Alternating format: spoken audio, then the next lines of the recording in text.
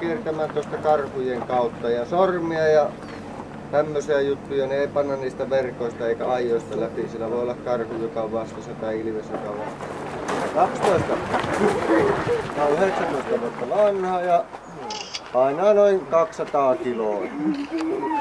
Ja tällä on sitten 4 vuotta viimeksi, että on tehnyt 3 pentua ja tuossa seuraavassa häkissä on niinku isä ja poika sitten. Että tässä on niinku perhe tässä yhden talon alla.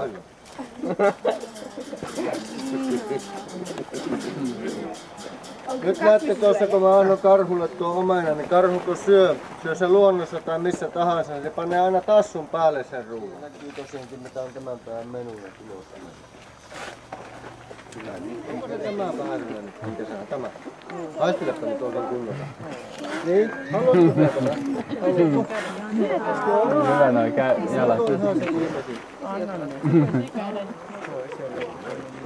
Epäselvä karhu on aina arvaamaton.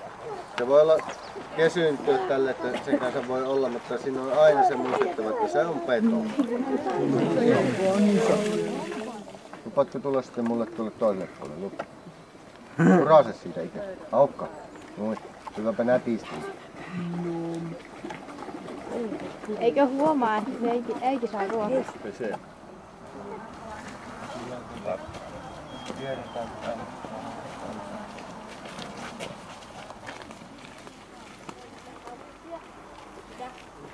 Jos sen tekee vahingossa yleensä ruokaa ennen on tahallaan, se riippuu rasista.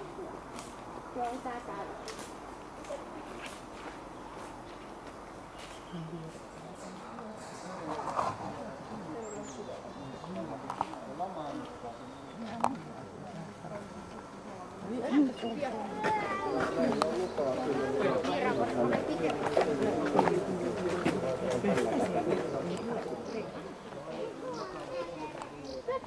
Vasasta tuo on just joka kävelee.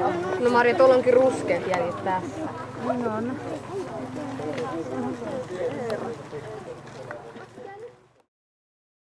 Kyllä jokainen karhu otti suuhun, mutta se lykäsi niinku ihminen.